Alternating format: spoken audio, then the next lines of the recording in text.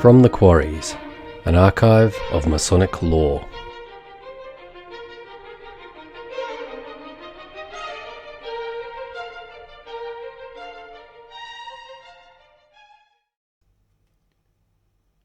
I recently reread Umberto Eco's The Prague Cemetery, which was published first in 2010, and found really fascinating references to the Taxil controversy of the late 19th century, in which Leo Taxil made some extraordinary claims about Freemasonry and Satanism.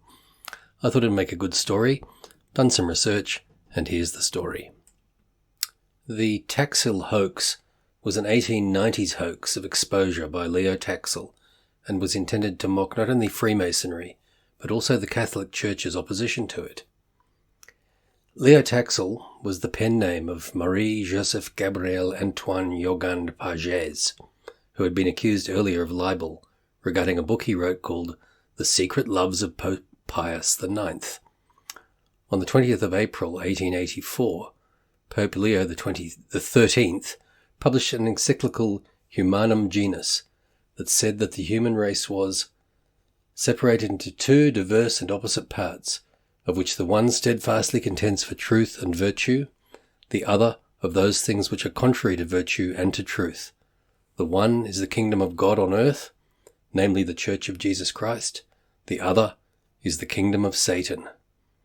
At this period, however, the partisans of evil seem to be combining together and to be struggling with united vehemence, led on or assisted by that strongly organized and widespread association called the Freemasons. After this encyclical, Taxil underwent a public but feigned conversion to Roman Catholicism, and announced his intention of repairing the damage he had done to the true faith.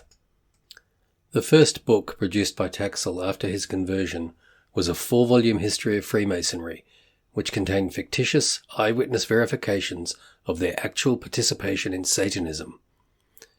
With a collaborator who published as Dr. Karl Hacks, Taxil wrote another book called The Devil in the 19th Century, which introduced a new character, Diana Vaughan, a supposed descendant of the Rosicrucian alchemist Thomas Vaughan. The book contained many tales about her encounters with incarnate demons, one of whom was supposed to have written prophecies on her back with its tail, and another who played the piano while in the shape of a crocodile. Diana was supposedly involved in satanic Freemasonry, but was redeemed one day when she professed admiration for Joan of Arc, at whose name the demons were put to flight.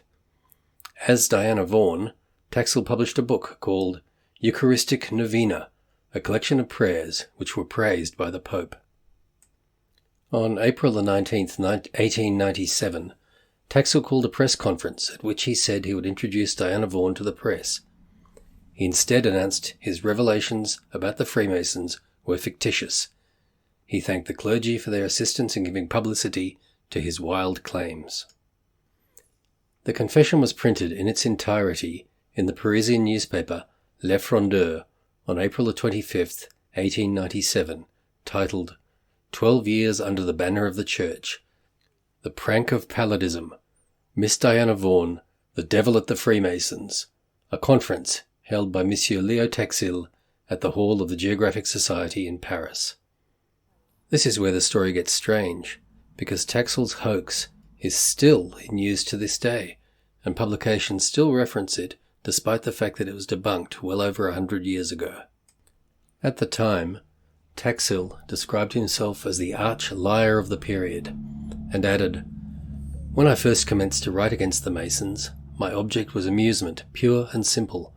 The crimes I laid at their door were so grotesque, so impossible, so widely exaggerated, I thought everybody would see the joke and give me credit for originating a new line of humour. But my readers wouldn't have it, so they accepted my fables as gospel truth, and the more I lied for the purposes of showing that I lied, the more convinced they were that I was a paragon of veracity. Then it dawned upon me there was lots of money in being a Munchausen of the right kind, and for 12 years I gave it to them hot and strong, but never too hot. When indicting such slush as the story of the devil's snake who wrote prophecies on Diana's back with the end of his tail, I sometimes said to myself, 'Hold on, you're going too far.' But I didn't. My readers even took kindly to the yarn of the devil who, in order to marry a mason, transformed himself into a crocodile, and, despite the masquerade, played the piano wonderfully well. Ah, the jolly evenings I spent with my fellow authors hatching out new plots, new, unheard perversions of truth and logic, each trying to outdo the other in organised mystification. I thought I would kill myself laughing at some of the things proposed. But everything went. There is no limit to human stupidity. So there you go. Taxil certainly enjoyed himself, but sadly, despite his own self-denunciation, a lot of his stories are still spread to this day, with selective quotes used to push the point of view of certain anti-Masonic authors. Two examples of these are Chick Publications, which still publishes today a tract called The Curse of Baphomet, and Randy Noblet has written a book on satanic ritual abuse called Cult and Ritual Abuse, which selectively quotes from the Taxil Papers. To give you an idea of some of the flavour of Taxil's writing, here are a couple of quotes which relate directly to Masonic practices. Firstly, that which we must say about the world is that we worship a God, but it is the God that one adores without superstition. To you, Sovereign Grand Inspectors General, we say this, that you may repeat it to the brethren of the 32nd, 31st, and 30th degrees. The Masonic religion should be, by all of us initiates of the higher degrees, maintained in the purity of the Luciferian doctrine. If Lucifer were not God, would Adonai and his priests calumniate him? A second quote goes, Yes, Lucifer is God, and unfortunately Adonai is also God. For the eternal law is that there is no light without shade, no beauty without ugliness, no white without black. For the Absolute can only exist as two gods, darkness being necessary for light to serve as its foil, as the pedestal is necessary to the statue, and the brake to the locomotive. And a third quote, Thus, the doctrine of Satanism is heresy, and the true and pure philosophical religion is the belief in Lucifer, the equal of Adonai. But Lucifer, God of light and God of good, is struggling for humanity against Adonai, the God of darkness and evil. So there you go. The grotesque idea that the devil or Satan or Lucifer or evil is presiding over a lodge of Masons is totally repulsive to any Mason, but that notwithstanding, the charges remain despite the passage of more than a century.